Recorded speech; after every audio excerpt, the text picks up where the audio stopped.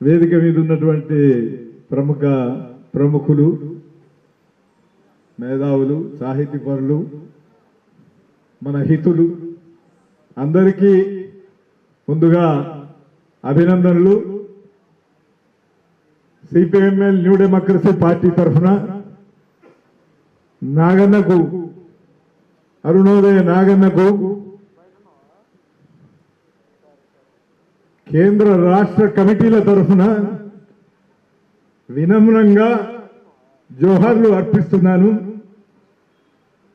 ముందే ప్రారంభంలోనే మా నాయకులు వెంకటరామయ్య గారు నాగన్న జీవితాన్ని పరిచయం చేశారు. వచ్చినటువంటి నాగన్న సాహితీ సాంస్కృతిక మిత్ర బృందం, హితులు, పెద్దలు అనేక విషయాలు మాట్లాడారు. నాగన్నతో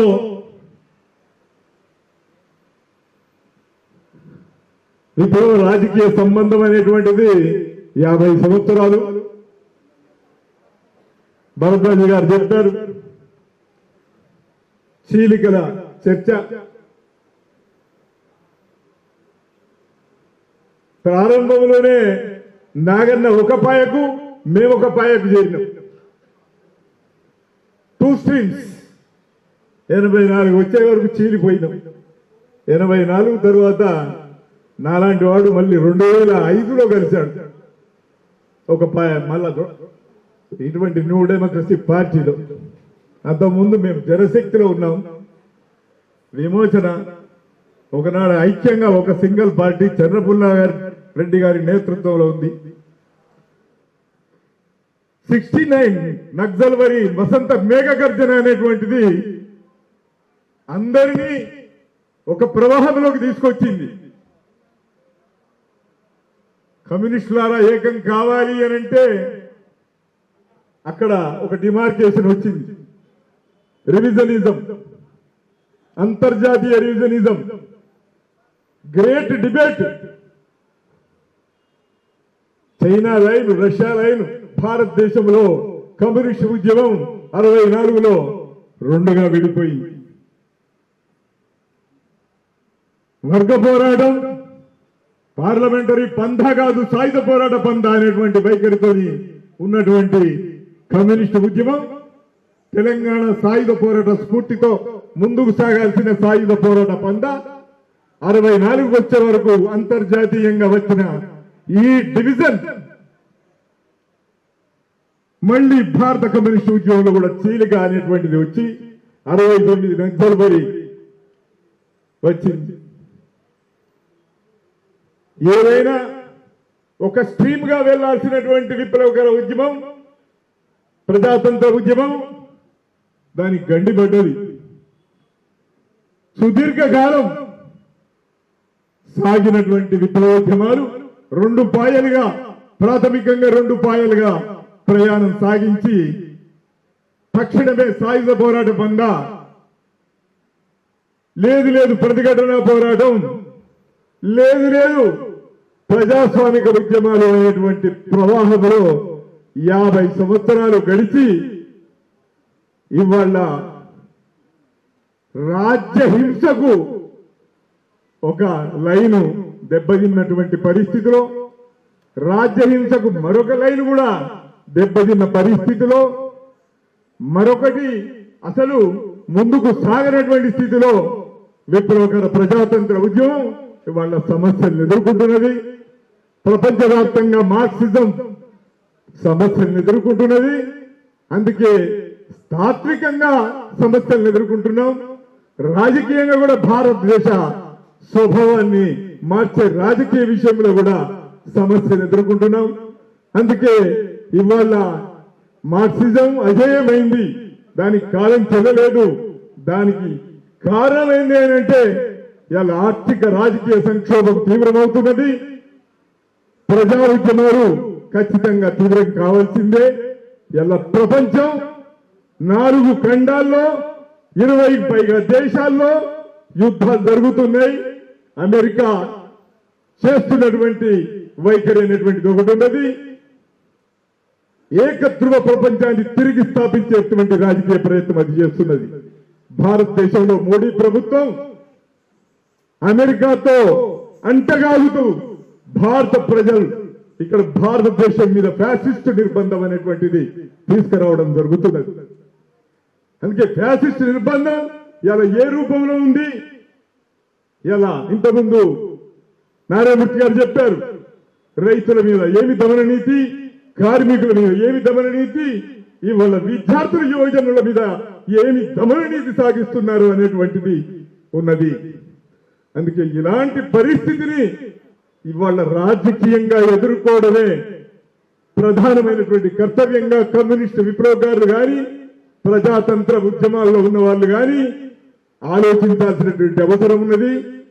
ఇవాళ బీజేపీ ఆర్ఎస్ఎస్ భావాజాలానికి వ్యతిరేకంగా, ఈ కాషాయీకరణ భావాజాలానికి వ్యతిరేకంగా దేశంలో ప్రజాతంత్ర ఉద్యమం, విప్లవకర ప్రజాతంత్ర ఉద్యమం, రాజకీయ ఉద్యమాలు ఇవాళ రాజ్యాంగాన్ని ప్రజలకు ఉండేటువంటి హక్కులను కాపాడేటువంటి పని కానీ మూర్తి గారు చెప్పినట్టు ఆ హక్కులను నువ్వు ఎట్లా అయినా పోరాడుతా నిలబెట్టుకోవడమే ప్రజలకున్న తక్షణ కర్తవ్యంగా ఉంది.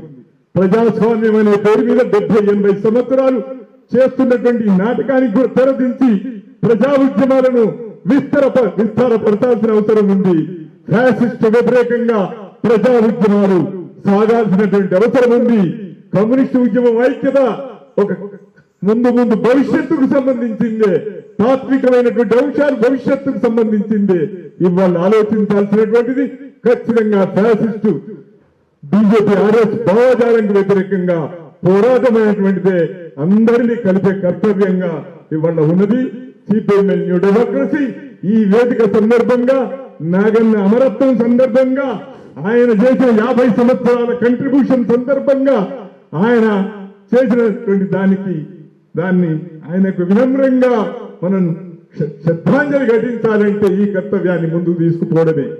ఇక నాగన్న యొక్క జీవితం ఒక ఆదర్శమైన కమ్యూనిస్టు జీవితం, క్రమశిక్షణకు మారుపేరు.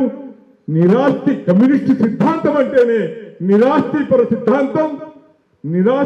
సిద్ధాంతం పుట్టుక, పెరుగుదల, ఆయన అభివృద్ధి ఆఖరి వరకు ఏ మాత్రం కూడా జీవితంలో కమర్షియలైజేషన్ కి సంబంధించిన సబ్జెక్టు లేదు.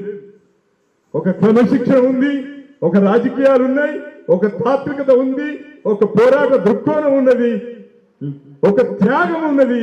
ఒక ఆఖరి వరకు అనేకమైనటువంటి త్యాగాలతోనే జీవితాన్ని, ఆయన జీవన శైలి అంతా కూడా కమ్యూనిస్టు సంస్కృతికి, శ్రమ సంస్కృతికి ఒక ప్రతిరూపంగా భావించొచ్చని సిపిఎంఎల్ న్యూ డెమోక్రసీ ఆయన జీవితం ధన్యమైంది. ఉన్నత శిఖరాలకు రాబోవు కమ్యూనిస్టు సమాజానికి ఒక ప్రతిభగా, ఒక చిహ్నంగా మనం చూడాల్సినటువంటి అవసరం ఉన్నది. ఏ కమ్రేడ్ అయినా, ఏ కమ్యూనిస్టు సిద్ధాంత ఆలోచించేవాడైనా ఒక డీక్లాసిఫికేషన్ అనేటువంటి సబ్జెక్టే కాదు, ఒక జీవన శైలి, ఒక ప్రజలతో మమేకమయ్యేటువంటి శైలి, ప్రజల కొరకు బ్రతికేటువంటి శైలి, ఆఖరి వరకు నిలబడేటువంటి శైలి ఆయన నుంచి మనం ఆ సంపదను ఇవాళ పొందాం, ఆ ఆదర్శం పొందాం. అందుకే ఆయన జీవితం అనేటువంటిది తెల్ల కాగితం, వైట్ పేపర్. కొంతమంది ఆయన గాయకుడు కాదు, నాయకుడు కాదన్నారు. కొంతమంది ఆయనకు జబ్బులు వస్తే పార్టీ పట్టించుకోలేదని చర్చ చేశారు. ఈ రెండింటికి కూడా నేను జవాబు ఇవ్వదలుచుకున్నా. ఆయన గాయకుడు, నాయకుడు అనేటువంటిది ఈ విడదీసేటువంటి కంపార్ట్మెంటల్ సిస్టమ్ అనేటువంటిదే బూర్జువా తాత్విక ధోరణి. వివిధ రంగాలు, వివిధ సాహితీ సాంస్కృతిక రంగాలున్నాయి. అన్ని రంగాలను కూడా సమన్వయపరిచి తాత్వికంగా ఒక రాజకీయ లక్ష్యం కొరకు పనిచేసేదే ఒక వేదిక. దానికి సంబంధించిన ఆయన నాయకుడయ్యాడు. ఆయన ప్రారంభంలో 75 నుంచి 78 వరకు క్షేత్ర స్థాయిలో భూస్వామ్య వ్యతిరేక పోరాటాల్లో ప్రభావితుడు. భూస్వామ్య వ్యతిరేక ఉద్యమాలు, గ్రామాన్ని కూడా పాటలు పాడుతూ భూస్వామ్య వ్యతిరేకంగా ప్రజలను చైతన్యవంతం చేసిన ఆయన చరిత్ర ఒక వెలుగు రేఖగా ఉంటుందనేటువంటిదే మనవి చేస్తూ, ఆయన గాయకుడే కాదు, నాయకుడు కూడా అనేది నేను చెప్పదలుచుకున్నా. ఆయనకు సుదీర్ఘమైనటువంటి పీరియడ్ ఆఫ్ టైం జబ్బులు వచ్చాయి. ఆ జబ్బులతో పోరాడాడు. ఆఖరికి ఆయన జబ్బులు గెలవచ్చు, కానీ ఆయన మరణం కావచ్చు. కానీ ఆయన ఆరోగ్యం అనేటువంటిది పార్టీ కాదు, ప్రజా సంఘాలే కాదు, విప్లవాభిమానులే కాదు, 2 రాష్ట్రాలు, తెలుగు రాష్ట్రాల్లో ఉన్నటువంటి అభిమానులు ఆయనకి సహకారంగా ముందుకొచ్చారు. ఆయన నిలబెట్టుకోవడానికి, ఆయనను కాపాడుకోవడానికి నిలబెట్టాడు. కాబట్టి అవి ఎవరైనా ఈ సందర్భంగా మాట్లాడేటువంటి వాళ్ళు చెప్పాల్సింది ఏంటిది? ఆయన 50 సంవత్సరాలు చేసిన కంట్రిబ్యూషన్ చెప్పాలి, ఆయన త్యాగాలు చెప్పాలి, ఆయన చరిత్ర కొత్త తరానికి ఏమి ఇస్తాడు, ఏమి ఇవ్వగలుగుతాడు అనేది చెప్పాలి. కానీ ఈ నెగటివ్ ధోరణులతోని మాట్లాడేటువంటి వాళ్లకు మా జవాబు, మీ విమర్శ చేయొచ్చు, మీకు హక్కు ఉంది, కానీ ఇది హేతుబద్ధం కాదు.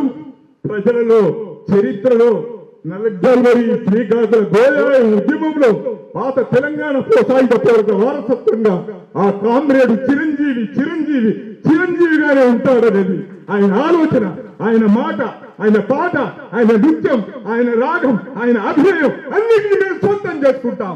సిపిఎం వచ్చి ఆయనకు వినమ్రంగా మరోసారి విప్లవ జోహార్లు అర్పిస్తూ సెలవు తీసుకుంటున్నాను.